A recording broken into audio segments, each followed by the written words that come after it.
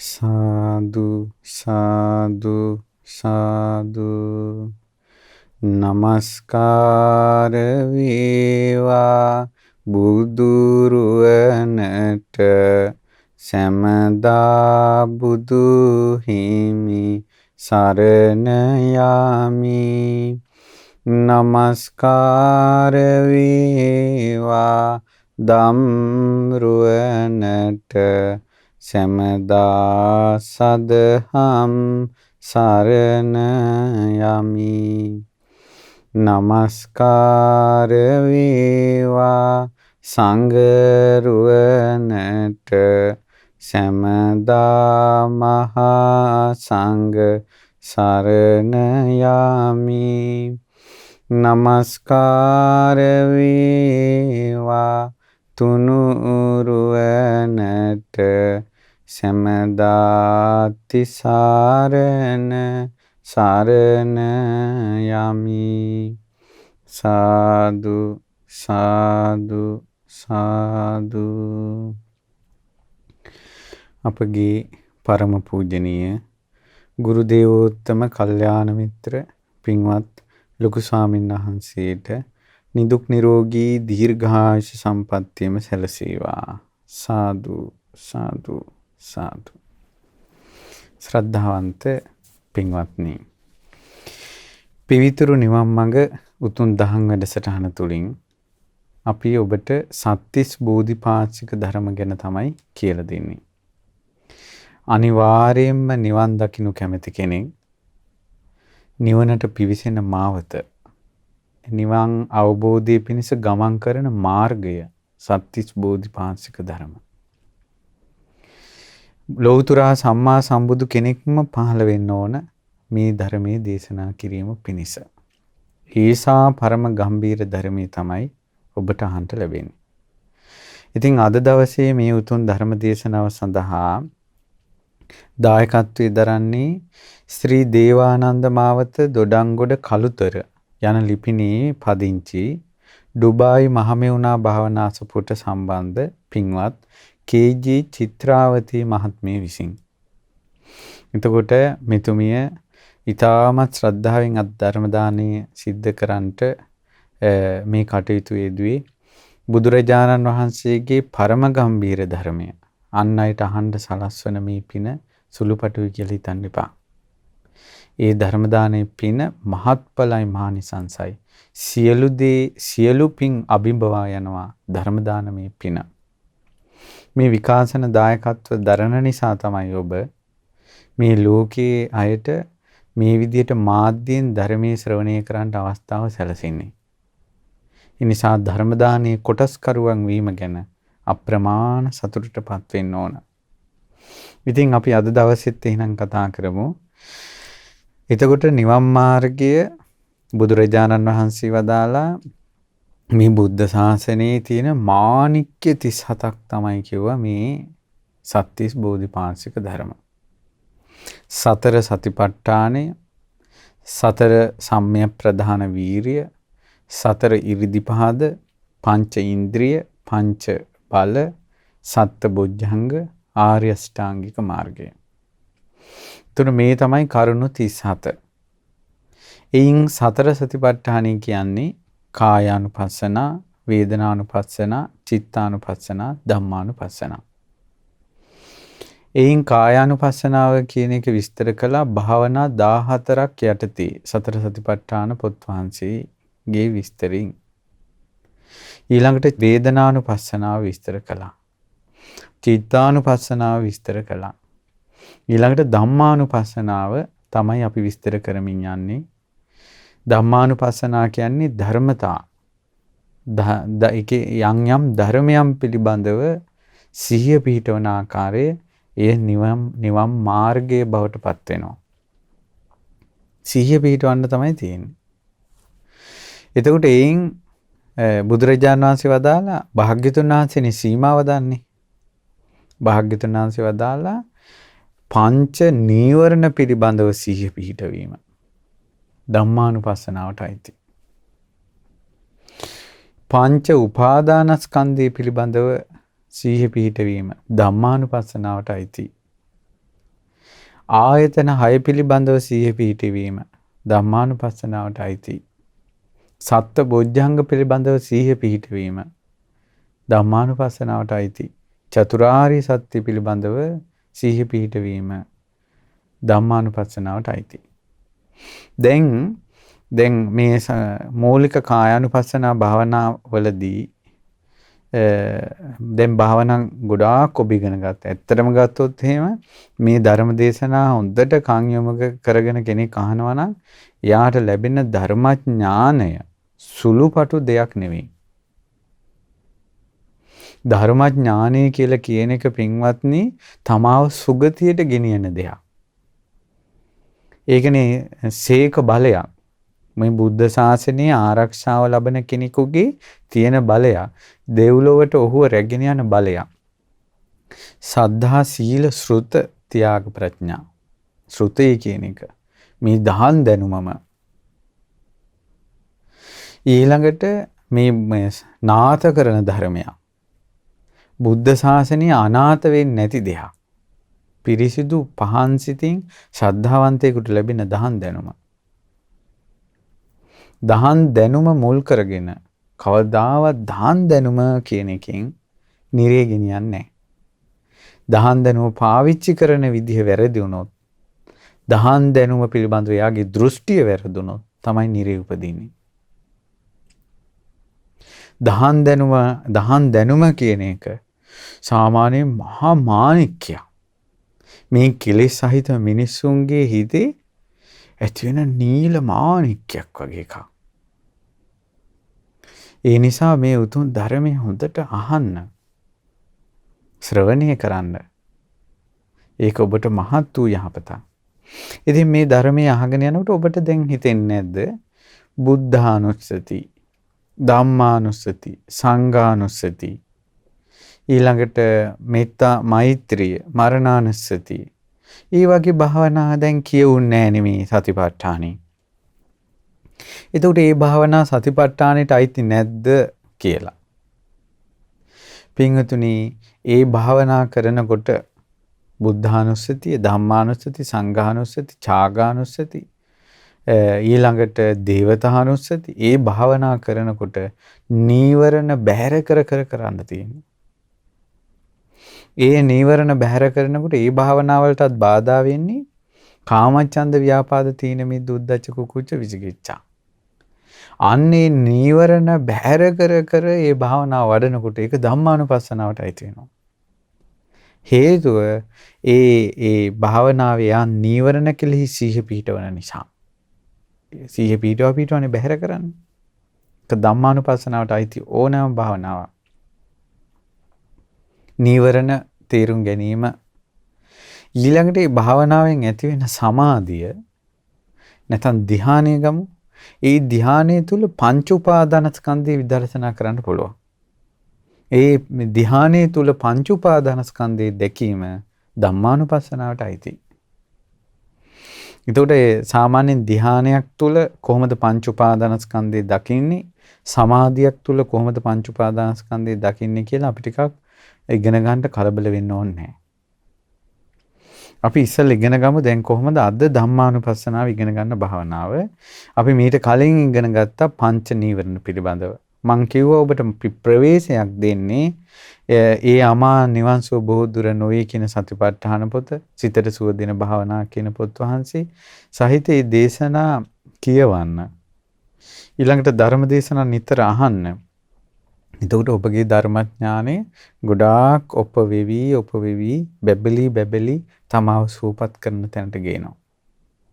ඔබ යම් වෙලාවක ධර්මයේ ඇහුවොත්, යම් වෙලාවක ධර්මයේ සිහි කළොත්, ඒ වෙලාවේ ඔබ ඉන්නේ බුදුරජාණන් වහන්සේගේ ධර්මයේ සිහි කරන ප්‍රතිපදාවේ. ඒක ආමිස පූජාවක් නෙවෙයි, ඒක ප්‍රතිපත්ති පූජාව. ධර්මයේ ශ්‍රවණය කරනවා කියන එක ආමිසෙ නෙවෙයි. ධර්මයේ ශ්‍රවණය කරනවා කියන එක ප්‍රතිපත්තිය. ධර්ම දේශනාව ආමිෂය නෙවෙයි, ඒක ප්‍රතිපත්තිය. ඉතින් බුදුරජාණන් වහන්සේ ධම්මානුපස්සනාවේ දෙවෙනි භාවනාව විදිහට වදාලා මේක ගොඩාක් අය ආස කරන භාවනාවක්. ඉතින් ගොඩාක් අය මේ සීමාව ඉක්මවා ගිහිලත් විස්තර කරන්න යන එකක් මේක. මේ තමයි පංච උපාදානස්කන්ධය කියන්නේ. ගොඩාක් ගැඹුරින් කියලා කියන්න ගිහිල්ලා තමන්ගේ ඥානෙ පෙන්වන්න ගිහිල්ලා අවසානයේදී ශ්‍රද්ධාවත් නැති කරගන්නවා සමහරු. හේතුව ගැඹුරින් කියන්න ගිහිල්ලා. පංච උපාදානස්කන්ධයේ නැමැති සියුම් උදාහරණ ධර්මය එක සමාධියකින් අවබෝධ කරන ධර්මය ඊළඟට බුද්ධ වචනේ මනසිකාර කරන්න තියෙන සිහි කරන්න තියෙන ධර්මය වරද්දාගත්තොත් වෙනදී ඔබට එසේ වෙන්නේ නැහැ. ඔබ ක්‍රමානුකූලව ධර්ම ඉගෙනගෙන යන කෙනෙක්. නිසා අද ඔබට කියලා දෙනවා පංච උපාදානස්කන්ධ භාවනාව කොහොමද කරන්නේ කියලා. මේ භාවනාව ධම්මානුපස්සනාවට අයිති. බුදුරජාණන් වහන්සේ දේශනා කරනවා පුනච්ච පරම් භික්ඛවේ භික්ඛු ධම්මේසු ධම්මානුපස්සී විහෙරති පංචසු උපාදානස්කන්ධේසු. පින්වත් මහණෙනි ධම්මානුපස්සනාවේ තව භාවනාවක් කියලා දෙන්නම්. ඇයි කලින් කියලා දුන්නේ පංච නීවරණ ගැන භාවනාවනේ. අද තව භාවනාවක් කියලා දෙන්නම්. පංචසු උපාදානස්කන්ධේසු. පංච උපාදානස්කන්ධය කෙරෙහි කොහොමද ධම්මානුපස්සනා භාවනාව කරන්නේ? පින්වතුනි දැන් පංච උපාදානස්කන්ධය කියලා කියනකොට ඔබට අමුතුයි වගේ හිතුණාට මේක මේ බුද්ධ කාලේ තිබ්බ එකක් අද කාලේ නැති දෙයක් එහෙම නෙවෙයි. අනුන් තුල තියෙන දෙයක් එහෙම නෙවෙයි. පංච උපාදානස්කන්ධය කියන්නේ අපි කා තුලත් තියෙන එකක්. ඇයි සංකිට්ඨේන පංච උපාදානස්කන්ධා දුක්ඛා. කෙටියෙන් ගත්තොත් පංච උපාදානස්කන්ධයමයි දුක කියලා වදාලා. ඒතර අපි දුකෙන් නිදහස් වුණේ නෑ කියලා කියන්නේ. එහෙනම් අපි කා තුලක් තියෙන්නේ කුමක්ද? පංච උපාදානස්කන්ධය. එහෙනම් අපි දුකෙන් නිදහස් නොවුණා කියන්නේ අපි නිදහස් නොවුනේ කුමකින්ද? පංච උපාදානස්කන්ධයෙන්. අපි දුකට වැටෙනවා කියලා කියන්නේ මොකද්ද? පංච උපාදානස්කන්ධයට වැටෙනවා. මොකද්ද මේ පංච උපාදානස්කන්ධය? බුදුරජාණන් වහන්සේ දේශනා කරන කොහොමද මේ පංච උපාදානස්කන්ධ භාවනාව කරන්නේ? ඉද භික්ඛවේ භික්ඛු මෙහිලා භික්ෂුව ඉති රූපං මේ තමයි රූපය. දැන් පංච උපාදානස්කන්ධ කියන්නේ රූප වේදනා සංඥා සංකාර විඤ්ඤාණ. ඉති රූපං මේ තමයි රූපය. ඉති රූපස්ස සමුදයෝ මේ තමයි රූපේ හට ගැනීම. ඉති රූපස්ස අත්ථංගමෝ මේ තමයි රූපේ නැතිවීම අස්තංගමය කියලා හොඳට සිහියෙන් දකිනවා. හොඳට සිහිය පිහිටවනවා. මේන් රූපේ හට ගන්න හැටි මෙන්න රූපේ නැති වී යන හැටි. නැත්නම් අස්තංගමය. විස්තර කරලා දෙන්නම්. ඉති වේදනා මේන් වේදනාව හට ගන්න හැටි මෙන්න වේදනාව නැති වෙන හැටි. මේන් සංඥාව මෙන්න සංඥාව හට ගන්න හැටි මෙන්න සංඥාව නැති වෙන හැටි. නැති වෙනවා කියන වචනේ අස්තංගමය කියන වචනේ තමයි හරිම වචනේ. ඊළඟට මේ තමයි සංකාර හට ගන්න හැටි මෙන්න සංකාර නැති වෙන හැටි. මෙන්න විඥානේ හට ගන්න හැටි මෙන්න විඥානේ නැති වෙන හැටි. ඉතින් මේ විදිහට ඔන්න මේ විදිහට දකිනවා. දැන් මතක තියාගන්න මේ භාවනාව දැන් ගොඩාක් දුර ඇවිල්ලා මේ විස්තර කරන්නේ. ආරම්භයේ විස්තර කිව්වේ Tamanට ඕලාරික තියෙන මේ ඇඟේ හුස්ම රැල්ල ගැන. ඊළඟට ඇවිදින මේ ඉරියව් ගැන. ඊළඟට ඇඟේ තියෙන අසුබ කොටස් 32. ඊළඟට ඊටත් එහා ගිය පඨවි ආපෝ තේජෝ වායෝ කියන සතරමා ධාතු. ඊට පස්සේ මේක මැරුණාට පස්සේ මේ මිනියක් වෙන හැටි. ඊට පස්සේ මේ ශරීරයේ මුල් කරගෙන විඳින වේදනා. ඊටත් ඇතුලෙන් ගිහිලා සිත දැන් ධර්මතා. එතනිමුත් එහා. අවසානට බලන්න ඉතුරු වෙන්නේ පංච උපාදානස්කන්ධය. රූප වේදනා සංඥා සංකාර විඤ්ඤාණ. බුදුරජාණන් වහන්සේ අහන ස්වාමීනි රූපේ කියන්නේ මොකද්ද? රූපපතිති කෝ භික්ඛවේ රූපන්ති උච්චති. සිඳී බිඳී වෙනසී යනවා. කැඩිලා යනවා. සීතලෙන් විනාශ වෙනවා. සීතලෙන්, උණුසුමෙන්, මැසි මඳුරුවන්ගෙන්, අවුවැසි සුළං වලින් සිඳිලා බිඳිලා කැඩිලා යනවා. ඒ නිසා තමයි රූපය කියන්නේ. මොනවද?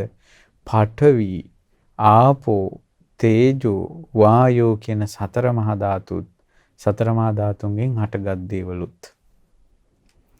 සතර මහා ධාතුන්ගෙන් හටගත් දේවල් වල ස්වභාවය තමයි කැඩිලා බිඳිලා සුණු විසුණු වෙලා යනවා. දැන් අපිට වේදනාව කියන එක තලන්න බෑනේ. සංඥාව කියන එක තලන්න බෑනේ, කුඩු කරන්න බෑනේ. චේතනාව කියන එක තලන්න බෑනේ, කුඩු කරන්න බෑනේ. විඥානය කියන එක කුඩු කරන්න බෑනේ.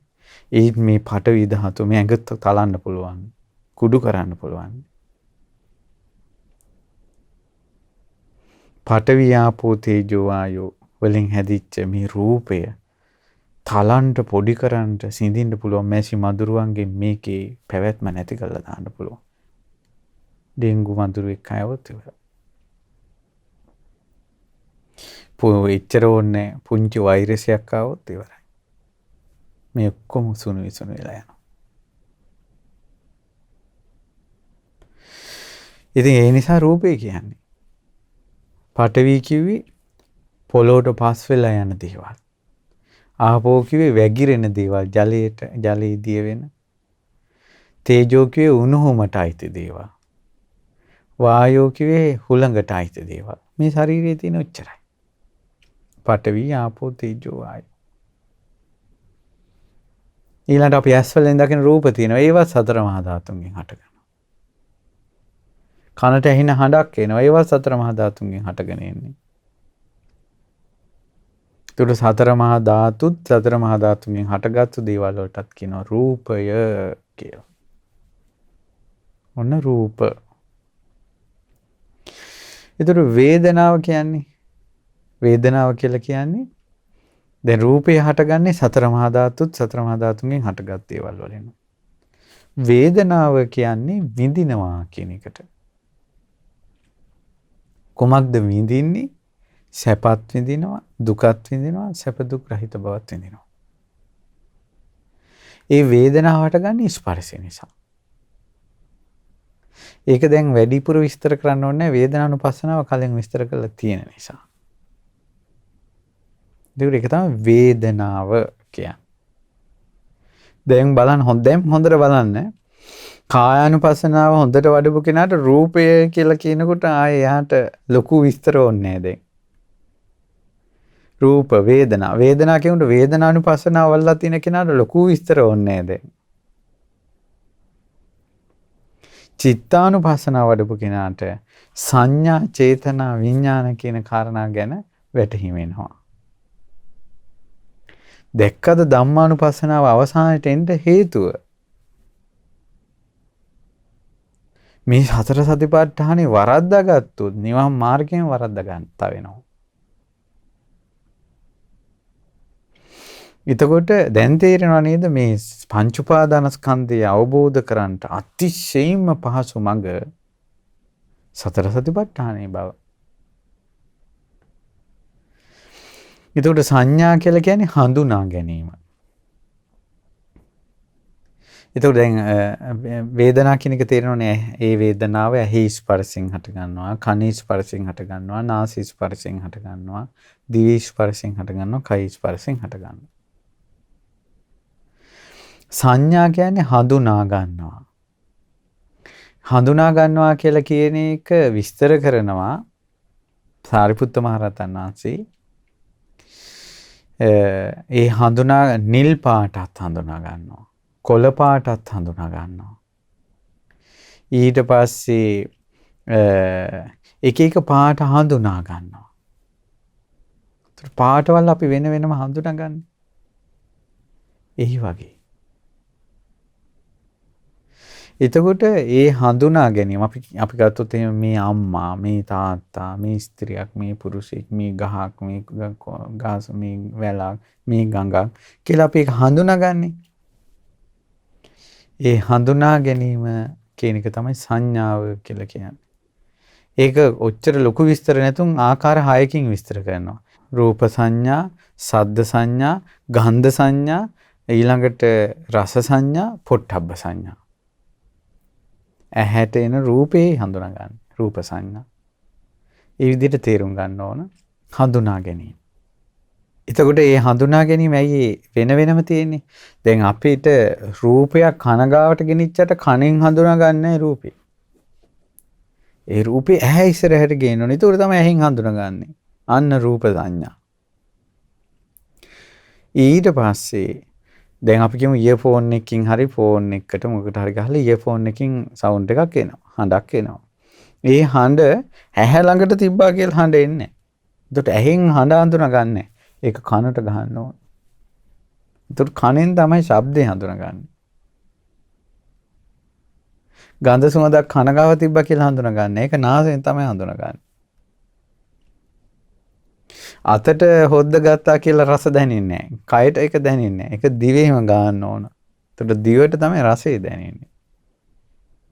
හඳුනාගන්නේ ඒකට තමයි. දැන් ලුණු ඇති, ලුණු වැඩි හඳුනා ගන්න රස සංඥාව. ඒ ලුණු ඇති වැඩි කියනවටත් වැඩිය අපි ඒක හඳුනා ගන්න අපි ගමු මේ ව්‍යංජනේ මෙහෙම එකක්. කිරටු එකක්, මිරිසටු එකක් හඳුනා ගන්නවා. ඊළඟ කායට දැනෙන පහස මේක සීතලක් උණුසුමක් හඳුනා ගන්නවා.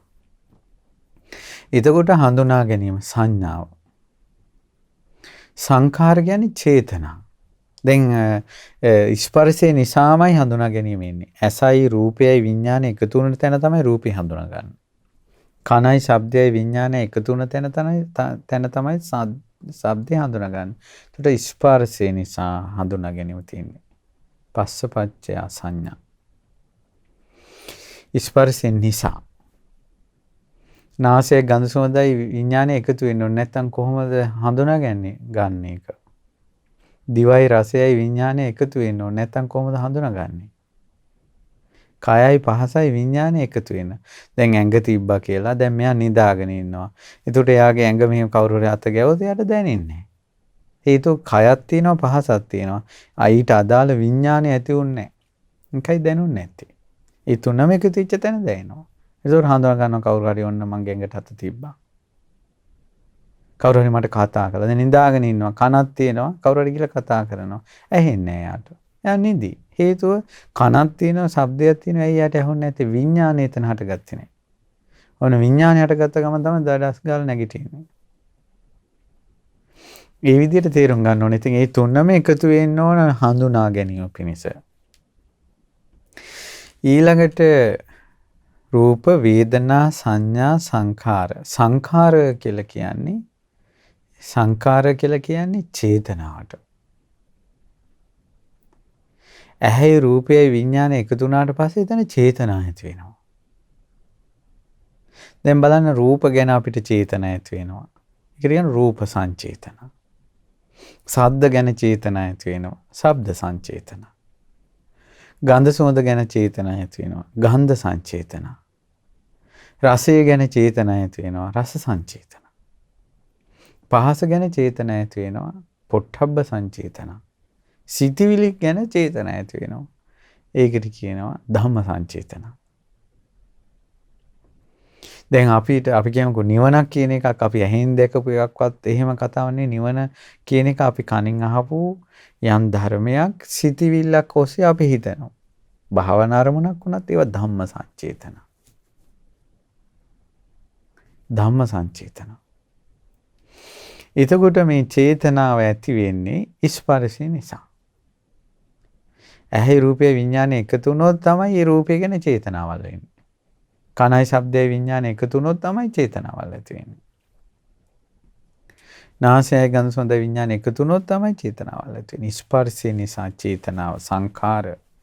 චෛමී භික්ඛවේ සංඛාර චේතනා කාය කියලා තමයි සංඛාර කියන වචනේ විස්තර කරන්නේ. පින්වත් මහණෙනි චේතනාවල් හයක් තියෙනවා. ඒක තමයි මේ සංස්කාර කියන්නේ. රූප සංචේතන, සද්ද සංචේතන ආදි වශයෙන්. විඥානය කියලා කියන්නේ විජානාති තිකෝ භික්ඛවේ විඥානಂತಿ උච්චති. විශේෂයෙන් දැනගන්නවා කියන අදහසින් තමයි විඥානය කියලා කියන්නේ. මොකද්ද විශේෂයෙන් දැනගන්නේ? තිත්තක් දැනගන්නවා. ඇඹුලුත් දැනගන්නවා. විශේෂයෙන් දැනගන්නවා. දැන් මෙහෙමයි. දිවේ කෘත්‍යය තමයි රස දැනගන්න එක. ඒක තමයි රස සංඥා. විඥානය කියන්නේ ඒ දැනගන්න රසයම මේක තිත්තයි, මේක ඇඹුල්, මේක ලුණු කියලා වෙන් කරගන්නවා. විශේෂයෙන් දැනගන්නවා. පැහැදිලිද? ඒ විඥානෙත් හය ආකාරයකට විස්තර කරන්න පුළුවන්. ඇහෙන් දැනගන්නේ රූප විතරයි, ශබ්ද නෙවෙයි. එතකොට සියල්ල අතරින් රූප වෙන් කළා රූපම ඇහෙන් දැනගන්න නිසා ඇහැට කියනවා ඇහි ඇති ඒ ඇහෙන් රූප දැනගන්නා ස්වභාවයට කියනවා විඥාණය. ඇහක් තියෙනවා රූපයක් තියෙනවා. එතකොට ඇහෙන් රූපය දැනගන්න ස්වභාවයට කියනවා ඇසේ විඥාණය. එතකොට ඒ පරිසරයෙන් වෙනම හඬ දැනගන්නවා. ඒක ඇහෙන් නෙවෙයි කරන්නේ. ඒ හඬ විශේෂයෙන් දැනගන්නේ කනෙන්. අනේ වෙනම අර රූප වලින් හඬ වෙනම ගන්න එකට කියනවා වෙනම දැනගන්න එකට කියනවා කනේ විඥාණය. හට ගන්න තැන අනුව තමයි නම වෙනස් වෙන්නේ. නමුත් මේ විඥානි කෘත්‍යය තමයි දැනගන්න එක. එතකොට මේ පරිසරයෙන් හඬ රූප නැතුව ගඳ සුවඳ මොකද්ද කියලා නහයෙන් දැනගන්නවා. ඒක නාසයේ විඥානය. ඒතර රසය වෙනම දැනගන්නවා.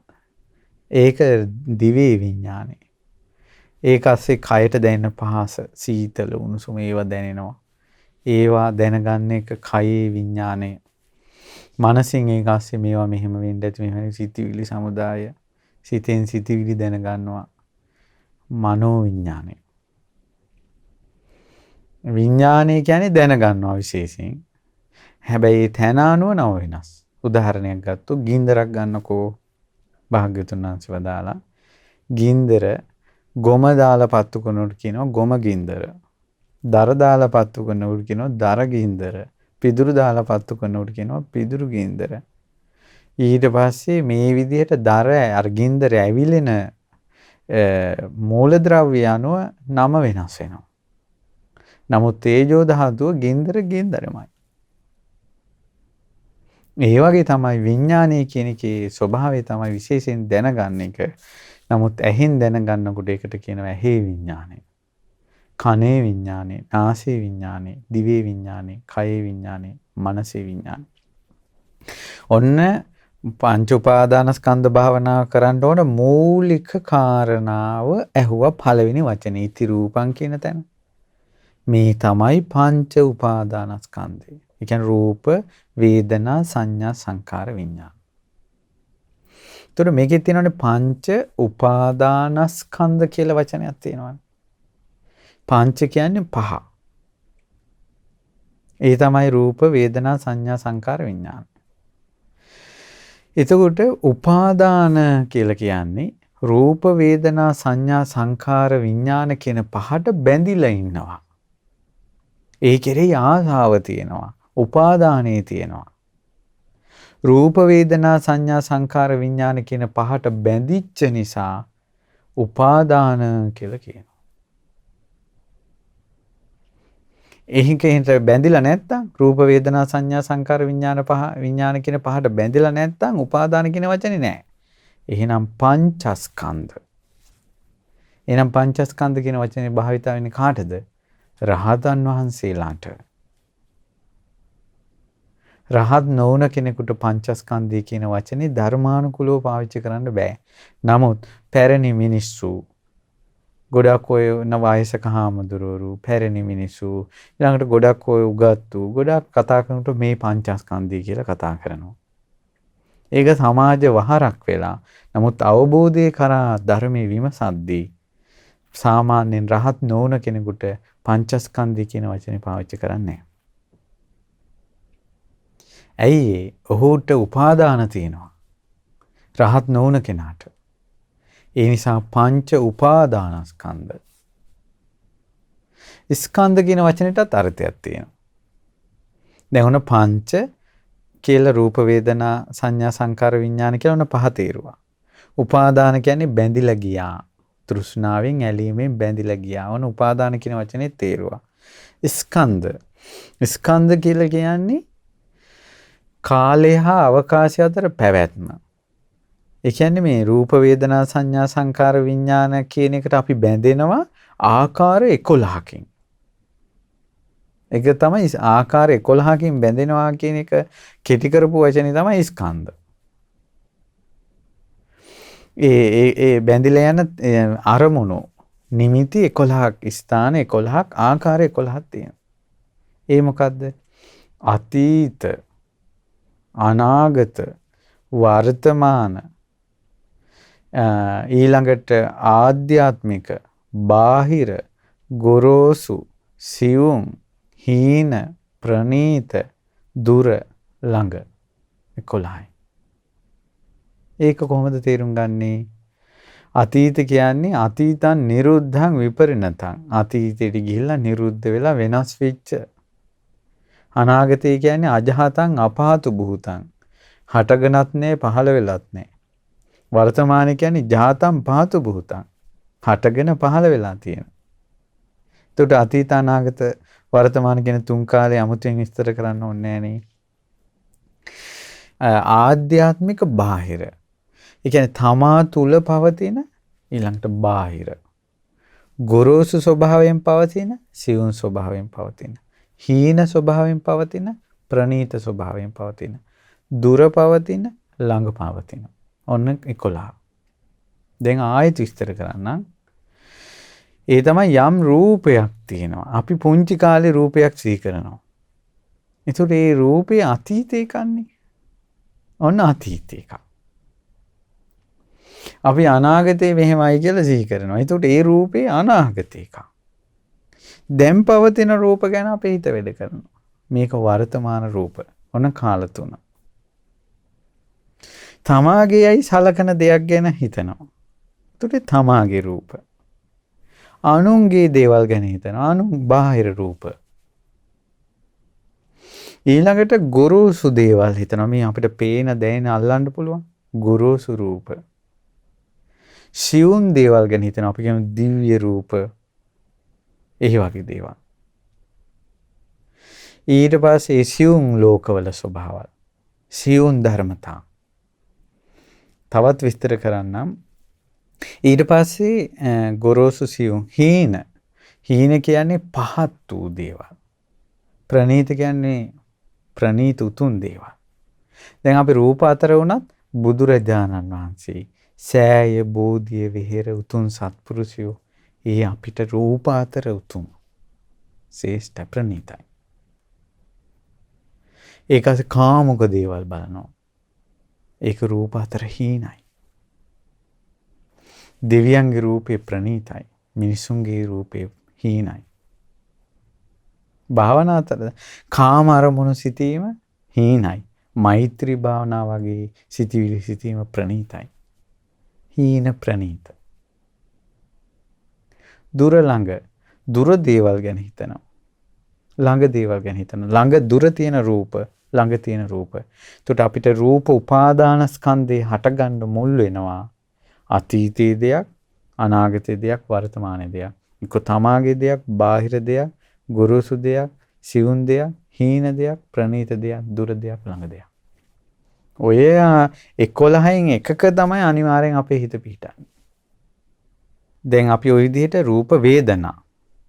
වේදනාවත් ඒ වගේ. අතීතේ වේදනා, අනාගතේ වේදනා, වර්තමානයේ වේදනා, දුර වේදනා, ළඟ වේදනා. රූපය කියන එක තේරුම් ගත්තට පස්සේ තේරුම් ගන්න පුළුවන් මේක. එතකොට අපි දැන් හිතේ වේදනා සංඥා හඳුනා ගැනීමත් ඒ වගේ. සංකාරات ඒ වගේ විඤ්ඤාණ. අපි දැන් වෙන රටක දේවල් හිතා ඉන්නවා. අපි කියමු ඇමරිකාවේ විස්තර ටිකක් අපි මේ. එතකොට දුර තියෙන සංස්කාර. බාහිර සංස්කාර. ඕලාරික සංස්කාර. ගුරුසු සංස්කාර. ඊළඟට අතීතයේ දෙයක් වෙන්න පුළුවන්, වර්තමාන දෙයක් වෙන්න පුළුවන්, අනාගතයේ දෙයක් වෙන්න පුළුවන්. තුත අතීත අනාගත වර්තමාන කියන කාලයත් ආධ්‍යාත්මික බාහිර ගුරුසු සියුම් හීන ප්‍රනීත දුර ළඟ කියන අවකාශයක් අතර තියෙන පැවැත්මක් තියෙනවා රූපී.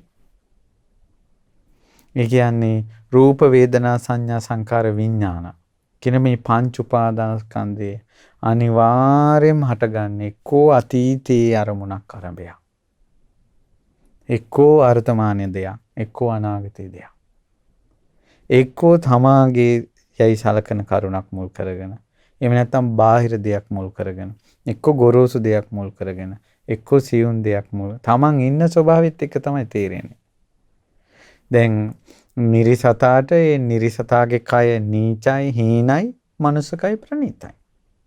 අපි මිනිස්සුන්ට මනුස්ස කය හීනයි, දිව්‍ය කය ප්‍රණීතයි. අරමුණු හිතිල්ලත් ඒ වගේ.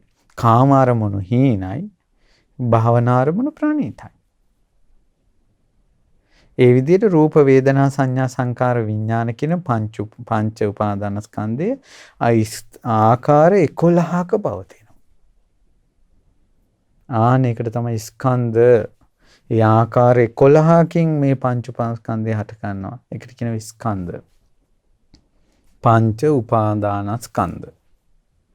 ඒකට තමයි මේවා තේරුම් ගන්න භාවනාවට හුරු කරන්න හිත ඒ තුල සමාධිමත් වෙන්න තමයි ලොකු ස්වාමීන් වහන්සේ හරියට භාවනාව පුරුදු කළා. අතීතේ නිරුද්ධ වී ගිය යම් රූපයක් ඇද්ද? ඒ සියලු රූප හේතු නිසා හටගත්තේ. හේතු නැතිවීමෙන් නැති වී යන්නේ. අනිත්‍යයි, අනිත්‍යයි, අනිත්‍යයි. ඒ කිසිවක් මම නොවේ, මගේ නොවේ, මගේ ආත්මේ නොවේ. අනාගතයේ හට නොගත්තා වූ සියලු රූප හේතු නිසා හට ගන්නා හේතු නැතිවීමෙන් නැති වී යන්නේ. අනිත්‍යයි, අනිත්‍යයි, අනිත්‍යයි. කිසිවක් මම නොවේ, මගේ නොවේ, මගේ ආත්මය නොවේ. වර්තමානයේ හටගෙන තිබෙන සියලු රූප හේතුන් නිසා හටගත්තේ හේතු නැතිවීමෙන් නැති වී යන්නේ. අනිත්‍යයි, අනිත්‍යයි, අනිත්‍යයි. ඒ සියලු රූප මම නොවේ, මගේ නොවේ, මගේ ආත්මය නොවේ. තමාගේ යයි සලකන සියලු රූප හේතු නිසා හට ගන්නා හේතු නැතිවීමෙන් නැති වී යන්නේ. අනිත්‍යයි, අනිත්‍යයි, අනිත්‍යයි. ඒ සියලු රූප මම නොවේ, මගේ නොවේ, මගේ ආත්මය නොවේ. අනුන්ගේ යයි සලකන යම් රූපයක් ඇද්ද?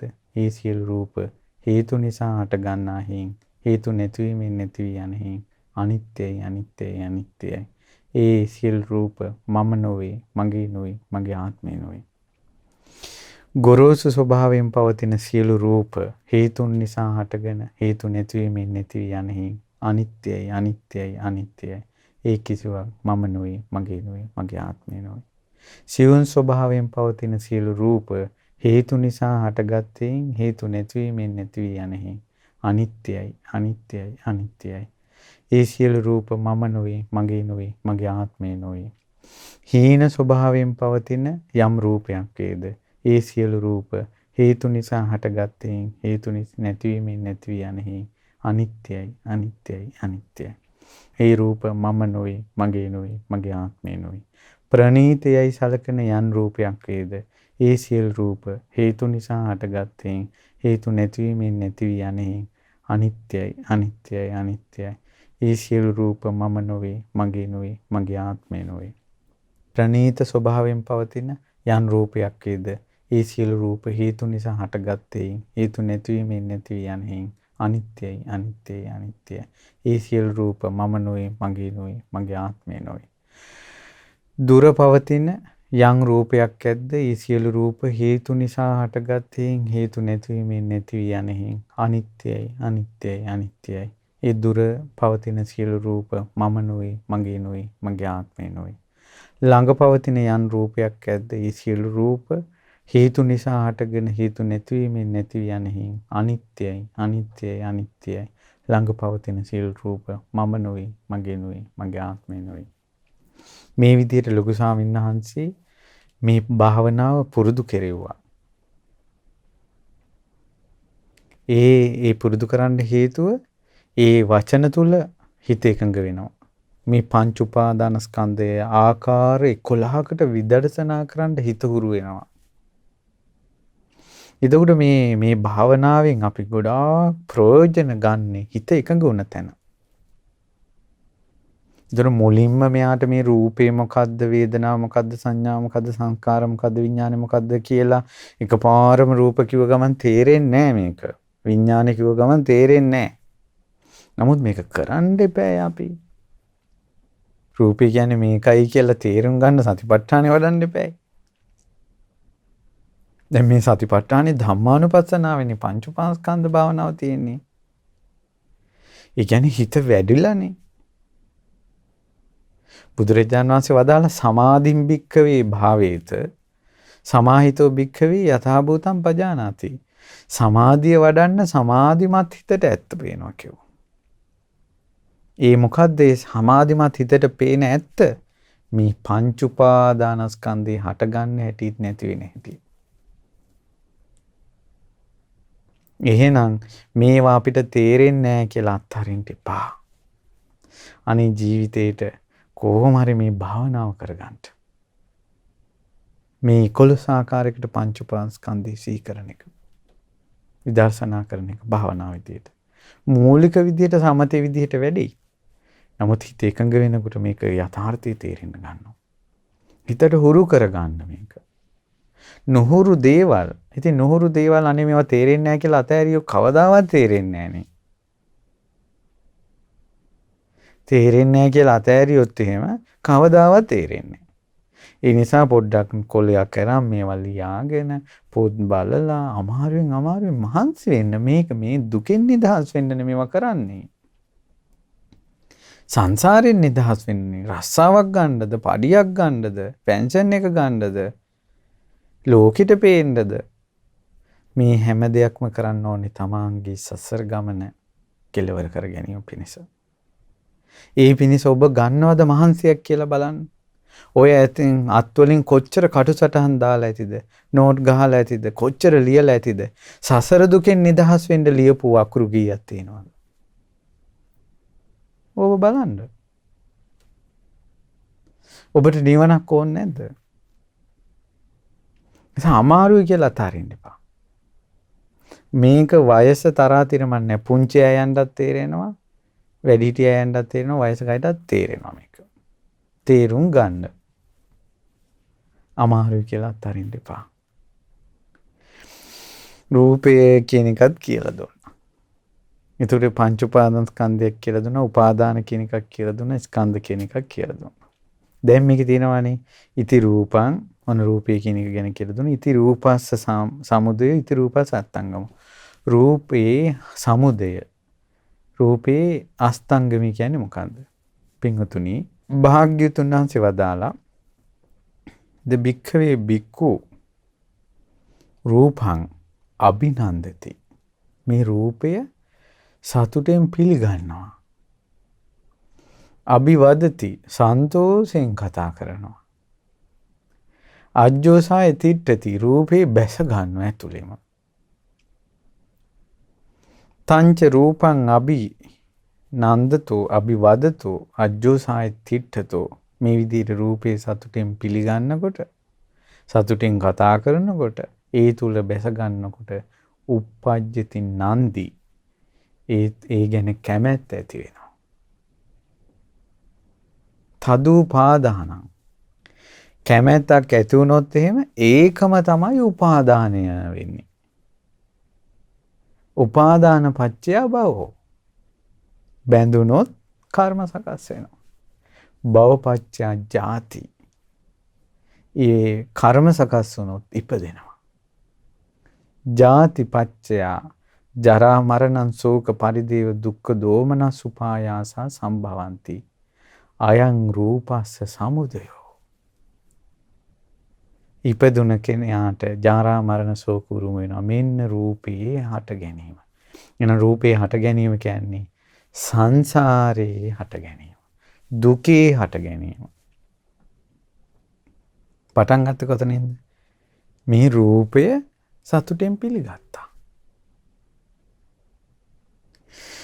පින්වතුනි, දැන් රාගේ වැඩි කෙනෙක්, කාම අරමුණු වැඩි කෙනෙක්, එයා කාම අරමුණුම නිතර බලද්දී, අහද්දී, කාම දේවල්ම කතා කරද්දී එයාට එකකින් ගැලවෙන්න නම් වෙන්නේ.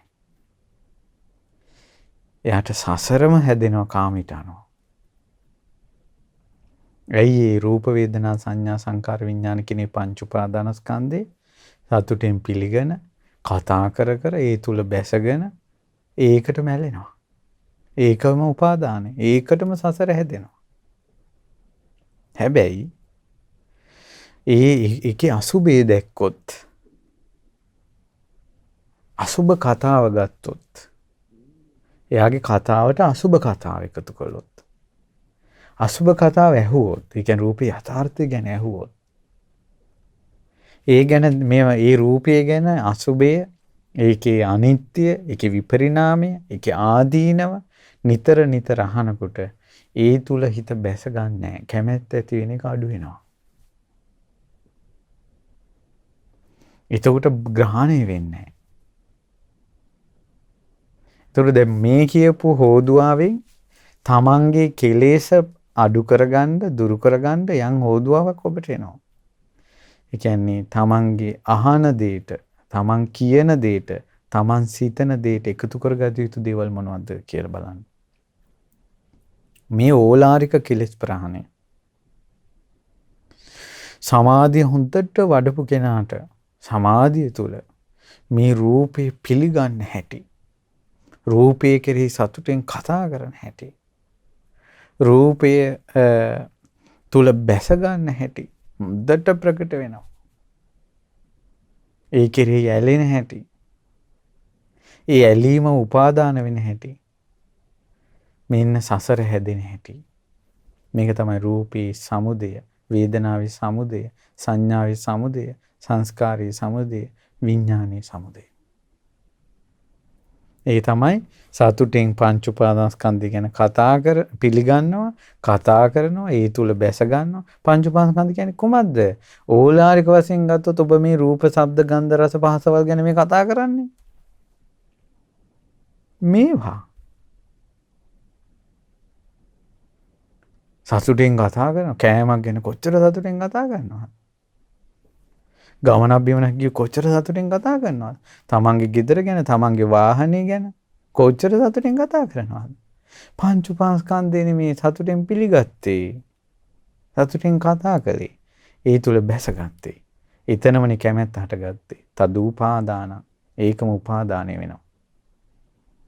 උපාදාන පත්‍ය ගැලවිලා තියෙනවද කියලා බලන්නකො. මේ සතර සතිපට්ඨානේ වඩලා නුවණින් දැකලා ප්‍රඥාවෙන් දැකලා කෙලෙස් සින්දේ නැත්තම් ගැලවිල්ලක් නැත. කිසි කෙනෙකුට ගැලවිල්ලක් නැත. ඇයි හැම වෙලාවෙම තියෙන්නේ පංච උපාදානස්කන්ධේ සතුටෙන් පිළිගන්න එක.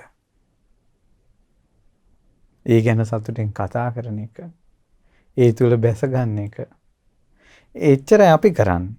ඊට පස්සේ ඇතුලෙන් සකස් වෙනවා. ඒකටම ඇලීම, ඒකම උපාදානය. උපාදාන පත්‍ය භව, භව පත්‍ය ජාති, ජාති පත්‍ය ජරා මරණ ශෝක පරිදේව දුක්ඛ දෝමනස් උපායාස සම්භවಂತಿ. දුකම හට ගන්නවා. සසරම හට ගන්නවා. දැක්ක ධම්මානුපස්සනාවෙන් පෙනෙන දකින්න දේවල්, සීහ පිහිටවන දේවල්. මොකද්ද මේ පංච උපාදානස්කන්ධයේ අෂ්ටාංගමය? අෂ්ටාංගමය තමයි ඉද බික්ඛවේ බික්ඛු රූපං අනබිනන්දති. ඒක සතුටින් පිළිගන්නේ නැහැ. අනබිවදති. සතුටින් කතා කරන්නේ නැහැ. අනජ්ජෝසාය තිට්ඨති. සතුටින් ඒ තුල බැස ගන්නෙත් නැහැ. තස්ස ඔහු ඒ විදිහට සතුටින් පිළිගන්නේ නැතිකොට, සතුටින් කතා කරන්නේ නැතිකොට, සතුටින් එහි බැස ගන්න නැතිකොට මේ තණ්හාව නැත්නම් නන්දිය ප්‍රහාණය වෙනවා. නන්දි නිරෝධා උපාදාන නිරෝධෝ. උපාදානේ නිරුද්ධ වෙනවා. උපාදාන නිරෝධා භව නිරෝධෝ. භවේ නිරුද්ධ වෙනවා. භව නිරෝධා ජාති නිරෝධෝ. භවේ නිරුද්ධ වීමෙන් ඉපදීම නිරුද්ධ වෙනවා. ඉපදීම නිරුද්ධ වීමෙන් ජරා මරණ ශෝක පරිදේව සසරම නැති වෙනවා. නිරුද්ධ වී යනවා. එහෙනම් දුකේ නිරුද්ධ වීම තමයි පංච උපාදානස්කන්ධය අෂ්ටාංගමය කියන්නේ. මේක දකිනවා ධම්මානුපස්සනාව. සසර හට ගන්න හැටි, සසර නැති වෙන හැටි. කොහොමද දකින්නේ? රූප, වේදනා, සංඥා, සංකාර, විඥාන කියන පංච උපාදානස්කන්ධය මුල් කරගෙන. මෙන්න මේක තමයි කිව්ව ධම්මානුපස්සනාව. පංච උපාදානස්කන්ධයන් කෙරෙහි ඔහුට තේරෙනවා අනුන් තුලත් මේක තමයි බහිද්ධාවා ධම්මේසු ධම්මානුපස්සී විහෙරති. තමා තුලත් බාහිරත් මේ ක්‍රියාවලියමයි සිද්ධ වෙන්නේ. අජ්ජත් බහිද්ධාවා ධම්මේසු ධම්මානුපස්සී විහෙරති. ඊළඟට මේ පංච උපාදානස්කන්ධයේ හට ගැනීම වෙනසීම මේ තුල මෙන්න මේ ක්‍රියාවලිය සිද්ධ වීමේ සමුදය වයක් දකිනවා. ඒ තුල සමුදය වය දකිනවා. කොහොම දෙයක්ද කියලා බලන්න මේ ධම්මානුපස්සනාව කියන්නේ. එතකොට ඒ සමුදය වය දැකලා ඉතින් එයාට දැන් මේවා ඉතින් අම්ම ඉක්මනට විස්තර කරගෙන යන්නේ. අනේ මුලින් මේ පංච උපාදානස්කන්ධය කියන එකවත් තේරුම් ගත්තොත් හොඳටම ඇති. සමුදය වය හිමීට අපි දහන් දැනුම දිනු කරගෙන අපි මේක තේරුම් ගමු. අත්ති ධම්මාතිවා 50 සති පච්චුපට්ඨිතා හොති. මෙවැනි වූ ධර්මතාවයක් තියෙනවා නේව මේ පංච උපාදානස්කන්ධයේ හට ගැනීම වෙනසීම සම්බන්ධී මේ වූ ධර්මතාවයක් තියෙනවා නේව කියලා හේතුඵල ධාමෙන් හටගත් අනිත්‍ය වූ සංකත වූ ඥානය සිහිය බලවත්ව පිහිටනවා. අනිසිතෝච විහෙරති යන්න ග්‍රහණය වෙන්නේ පංච උපාදානස්කන්ධයට. නචකින්ච ලෝකේ උපාදීති. පංච උපාදානස්කන්ධය කියන ලෝකෙ කිසිම දෙයක් අල්ලන්නේ. මේ විදිහටත් භික්ෂුව ධම්මානුපස්සනාව වඩනවා කියනවා. මේ බලන්න සසර දුකෙන් නිදහස් වීමට භාග්‍යවතුන් වහන්සේ වදාළා. සියලු රහතන් වහන්සේලා භාග්‍යවතුන් වහන්සේ වදාළ නිවන් මාර්ගයේ ගමන් කළා. මේ ගමනේ කෙලවරටම දැක්කා. ඉතින් වෙලාව හැටියට විස්තර කරන්නට පුළුවන් විදිහට තමයි විස්තර කරේ. දැන් සමාධිය තුලත් මම කියන්නේ බුද්ධානුස්සතිය හෝ මේ කායානුපස්සන ඕනම සමාධිය තුල ඒ ධ්‍යාන සමාධිය හිත එකඟ වූ ඒ හිතෙන් ඒ සමාධියේ නැත්නම් ධ්‍යානයේ රූප වේදනා සංඥා සංකාර බලන්න පුළුවන්. දැන් අපි රූප වේදනා සංඥා සංකාර කියන එක ওই විදිහට විස්තර කරන තවත් විස්තර ගත්තොත් එහෙම තව ගත්තොත් එහෙම ඇහැයි රූපයයි විඥානය එකතු වුණාට පස්සේ එතන යම් රූපයක් තියෙනවාද ඒක තමයි රූප උපාදානස්කන්ධය. එතන යම් වේදනාවක් තියෙනවාද ඒක තමයි වේදනා උපාදානස්කන්ධය. එතන යම් සංඥාවක් තියෙනවාද ඒක තමයි සංඥා උපාදානස්කන්ධය. එතන යම් සංකාරයක් තියෙනවාද ඒක තමයි සංකාර උපාදානස්කන්ධය. එතන යම් විඥානයක් තියෙනවාද ඒක තමයි විඥාන උපාදානස්කන්ධය. කනයි ශබ්දයයි විඥානය එකතු වෙච්ච තැන යම් රූපයක් තියෙනවාද ඒක රූප උපාදානස්කන්ධය. එතන යම් වේදනාවක් තියෙනවාද ඒක වේදනා උපාදානස්කන්ධය. ඒ මොහොතේ ආයතන හය තුලින් පංච උපාදානස්කන්ධය දකින්න ශ්‍රාවකයාගේ හිත ගොඩාක් දියුණු වෙලා යනවා. භික්ෂුව මෙපමණකිනුත් බොහෝ දේ කළා වෙනවා. මාහත්ති පදෝපම සූත්‍රයේ සාරිපුත්ත මහරහතන් වහන්සේ ප්‍රඥාවෙන් අග්‍රේශ්වර සාරිපුත්ත මහරහතන් වහන්සේ ආයතන හය තුල පංච උපාදානස්කන්ධය දකින්න හැටි විස්තර කරනවා. මාහත්ති පදෝපම සූත්‍රය. සමාධිය තුල පංච උපාදානස්කන්ධය දකින්න හැටි ආනන්ද මහරහතන් වහන්සේ විස්තර කරනවා අට්ඨක නාගර සූත්‍රයේ. අට්ඨක නාගරේ දසම ගෘහපතියාට. අට්ඨක නාගර සූත්‍රයේ සමාධිය තුල පංච උපාදානස්කන්ධය දකින්න හැටි විස්තර කරනවා. ඉතින් කරුණු ගොඩාක් හොයන අයට මම මේ කරුණු සිහිපත් කළේ. ඔන්න අදත් මෙහි පින්වතුන්ට භාග්‍යතුන් වහන්සේ මෙවැනි වූ නිවන් මඟක් වදාළ බව ඒ දහම් බෙරේ මේ වැයුවා. ඔබ ශ්‍රවණය කළා. හිත පහදවා ගන්න. තථාගත රහත් සම්මා සම්බුදුරජාණන් වහන්සේ මෙසේ වූ නිවන් මඟක් වදාලා. අපේ ජීවිතේ මෙසේ බෙද බෙදා වදාලා. කියලා සන්තෝෂයටපත් වෙන්න. එවැනි වූ ධර්මයක් අපේ සවම්පත් වලින් අපි ඇහුවා කියලා හිත පහදවා ගන්න. මෙවැනි වූ ධර්ම නිතර අහන්න ඕන කියලා හිත පහදවා ගන්න. ඉතින් ඒක ඔබට බොහෝ කාලයක් හිතසුව වෙනස පවතීවි. ඒ නිසා ඒ අමා නිවන් සුව බොහෝ දුර නොවේ කියන පොත් වහන්සේ ඊළඟට සිතට සුව දෙන භාවනා පොත් වහන්සේ ඊළඟට පංච උපාස්කන්ධය පිළිබඳව ලොකු ස්වාමීන් වහන්සේ කරපු දහම් දේශනා ඒව නිතර ශ්‍රවණය කරලා ඔබගේ ඒ ධර්මඥානෙ වැඩි කරගන්න ඔබ මේ දහම පිළිබඳව ඉතාමත් පහන් සිතක් තියෙන ශ්‍රාවකෙක් බවට පත් වෙන්න. පංච උපාදානස්කන්ධය අවබෝධ කරගන්න ඔබ අපි කාටත් වාසනාව ලැබේවා කියලා සිත ප්‍රාර්ථනා කරනවා. ඉතින් පින්වත්නි අද දවසේ පිවිතුරු නිවන් මාර්ග උතුම් ධර්ම දේශනාව සඳහා අනුග්‍රහය දරුවේ ශ්‍රී දේවානන්ද මාවත දොඩංගොඩ කළුතර යන ලිපිණේ පදිංචි ඩුබායි මහමෙවුනා භාවනා අසපුවට සම්බන්ධව සිටින පින්වත් කේ.ජී. චිත්‍රාවතී මහත්මිය විසින්. ඉතින් අද දවසේ මේ රැස් කරගත්ත පින සියලු දෙවියෝ සතුටින් අනුමෝදන් වෙලා මේ පින්වතුන් මේ මෑණියන් ඇතුළු සියලු දෙනා ආරක්ෂා කරත්වා කියලා අපි සිත ප්‍රාර්ථනා කරනවා. පින් පමුණුනවා. දෙවියන්ටත් පින් අනුමෝදන් කරනවා. ඒ වගේම 2014 නොවැම්බර් මාස 19 වෙනි දින මිය පරලෝකීය එම් සෝමාවතී මෑණියන්ට, කේ.ජී. සයිමන් පියාණන්ට, කේ.ජී. සෙල්ටන්, කේ.ජී. පත්මසිරි යන ඥාතීන්ට සහ කේ.ජී. ලලිත් කුමාර සොයුරාට පින් අනුමෝදන් වේවා. මේ සියලුම ධර්ම දාණයෙන් රැස්වන සියලු පින ඒ පිරිසට අනුමෝදන් වී පරලෝ සැපේ වේවා කියලා පින් පමුණවනවා.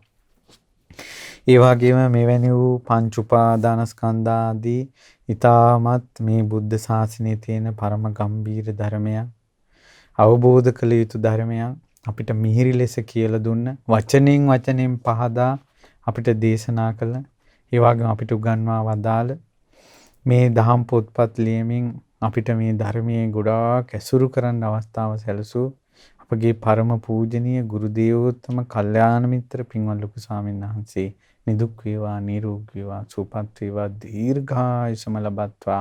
ලොකු ස්වාමීන් වහන්සේ ඇතුළු ගරුතර මහා සංඝරත්නයටත් අනගාരികා මෑණිවරුන්ටත් පැවිදි අපේක්ෂක දරුවන්ටත් මේ සියලු පින් ඒකාන්තයෙන් පංච උපාදානස්කන්ධය අවබෝධ කර ගැනීම පිණිසම හේතු වාසනා වේවා කියලා පින් පමුණවනවා. ඒ වගේම නොවැම්බර් මාස 4 වෙනි දින උපන්දිනය සමරන ඕෂාන් සදීප කරුණාතිලක පුතාට, ඒ වගේම නොවැම්බර් මාස 4 වෙනි දින උපන්දිනය සමරන ඕෂාන් සදීප කරුණාතිලක පුතාට, නොවැම්බර් මාස 5 වෙනි දින උපන්දිනය සමරන ඉසංගිකා සුලෝචනා දියණියට, දෙසැම්බර් මාස 10 වන දින උපන්දිනය සමරන කවිස්ක සසල කරුණාතිලක පුතාට, ඒ වගේම අකිල දිරිසාම් පුතා, තිසි ආතිල් දියණිය, එරන්ද රොෂාන් පුතා, සරෝජා කුමුදුනී දියණිය සහ ඒ දරුවන්ට ඒකාන්තයෙන් අද මේ පරම ගම්බීර ධර්මයේ දේශනා කරපු පින් බලෙන් ඒ දරුවන්ගේ අනාගත ජීවිතයේ තුනුරුවන් සරණින් සුරැකේවා. මේ පින් බලෙන් සුරැකේවා. ඒ දරුවන්ගේ ජීවිත සාර්ථක වේවා. බුදු සසුනේ පිහිට ලැබේවා. මේ ගෞතම සසුනේ පිහිට ලබන දරුවන් වීමට වාසනාව ලැබේවා කියලා සිත පතනවා. සුජීවත්ව සිටින මේ පවුලේ සියලු දෙනාට, පින්වත් කේ.ජී. චිත්‍රාවතී මහත්මියගේ පවුලේ සියලු දෙනාට, ඒ වගේම ඩුබායි මහමෙවුනා භාවනා සුපුරට සම්බන්ධ සියලු දෙනාට මේ පින් අනුමෝදන් වේවා, අනුමෝදන් වේවා. ඉතින් චිත්‍රාවතී මහත්මිය බොහෝ පින් රැස් කරගත්තා. මේ පින් බලෙන් එතුමියට ධර්ම අවබෝධයම සැලසේවා. සියලු පින් බලෙන් කොරෝනා වෛරසය හේතුවෙන් රෝගාතුරව සිටින ලක්වැසි ලෝවැසි ඒ රෝගීන් ඉක්මනින් සුවපත් වේවා. මේ ව්‍යසනය කොරෝනා වසංගතය ඉක්මනින් තුරන් වේවා කියලා පින් පමුණවනවා. ඔබ අපි කාටත් හැදු වැඩු දෙමව්පියන්ටත් අකුරු කර වූ ගුරුවරුන්ටත් ඥාති බන්දු මිත්‍රාදීන්ටත් කාර්ය මණ්ඩලයේ සියලු දෙනාටත් අපි සියලු දෙනාට පංච උපාදානස්කන්ධය හට ගැනීම වෙනසීම අවබෝධ කර ගැනීම පිණිස අද ධර්ම ශ්‍රවණේ කුසලානිසංසය හේතු වාසනාම වේවා. තිරුවන් සරණයි. නමෝ බුද්ධාය. මෙවැනි වටිනා ධර්මදේශනා නැරඹීමට ශ්‍රද්ධා YouTube චැනලය සබ්ස්ක්‍රයිබ් කර සීනුව ලකුණ ඔබන්න.